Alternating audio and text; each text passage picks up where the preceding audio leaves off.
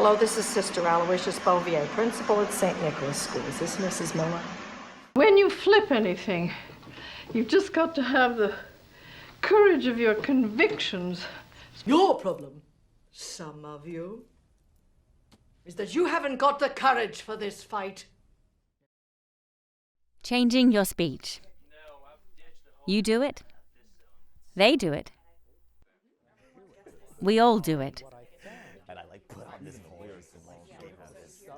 But what makes some people good at it? And what's going on in our brains when we do it? And what does it feel like? Some people, like actors, get special training in changing their speech. So why are some people great at this while others struggle? I've been looking for that pattern for 40 years and have yet to find it. Are musical people better at it? Early in my career, many of my colleagues, acting teachers and such, would say, well, it's obvious. People who are musical, people who have singing skills, are probably the people who have the easiest time with accents. When you're doing the accents, it's almost like singing, at least to my mind and the way that my mind is working. Does personality matter?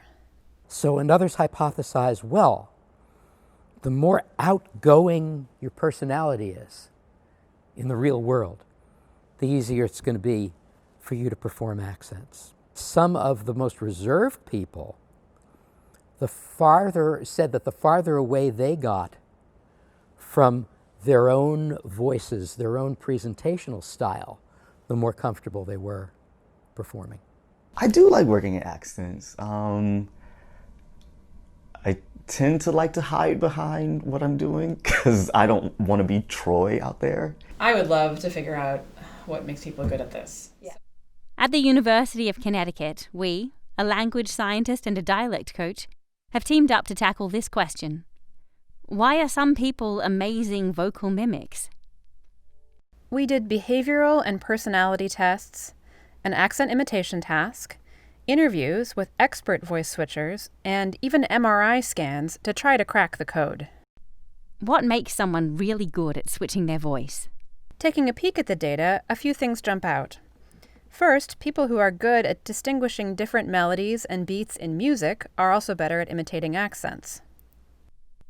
Second, people who are good at our tongue twister task are also a bit better. Also, people with larger vocabularies turn out to be better at this as well. And it's not just about your speaking and listening ability. Your personality matters too. People who score highly on a trait called openness, which relates to how willing you are to try new things or experiences, are better imitators. Our very best imitator was an actor who scored highly on openness, was great at our tongue twister task, and had excellent musical ability. There's more work to be done to distinguish between correlation and causality in these 4 factors, but these are useful leads. And these factors only explain 32% of the total variability. So where does the rest come from? Maybe it's in the brain. Everyone's brain is different. Just as every face has a slightly different shaped nose, mouth, and eyes, every brain is unique in its details. For instance, a little structure in the temporal lobe, Heschel's gyrus, is responsible for processing sound. Most people are born with 1, but some are born with 2, or even with a split gyrus. People with 2 Heschel's gyri might be a bit better at hearing differences between sounds in an accent. Other parts of brain structure, like the density of white and gray matter, can change with experience, just in the same way that lifting weights will help develop your muscles. If we look at places in the brain that are different in exceptional imitators, we might be able to figure out if great imitators are born, or are they made? MRI can also show the brain in action when it's thinking about accent imitation, as the process may be different between individuals. Do excellent mimics show more recruitment of areas involved in listening, in speaking, in language in general?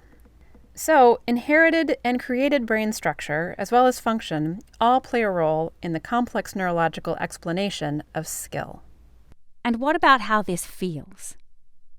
You might have had the experience of learning a new language and feeling somehow like a new person. Does changing your voice impact other elements like emotion or identity? And actors aren't the only people changing voices to a high level. Lots of people switch their voices as part of their everyday lives, a skill known as code switching. Listen to Bill Clinton emphasize his native Arkansas accent when speaking in his home state, then hear the change when he's speaking to the UN. Those years were some of the happiest years Hillary and I ever had. I love living here. I love teaching here. I love being with the students. The information age is chipping away at the barriers, economic, political, and social. Trans people sometimes have a change in their voices as they transition.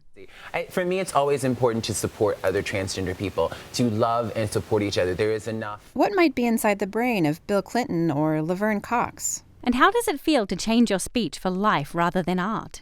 What valuable insights could people with these kinds of experiences share with us about the potentially challenging territory of navigating voice or speech shift when it's linked to identity? Science tends to emphasize the group in the way we seek to find trends and patterns, but there's an individual experience for every voice switcher. And all the myriad of personal and professional experiences are interesting. We don't have all the answers yet, but by looking closely at this question, we'll learn more about the art, science, and personal experience of changing voices.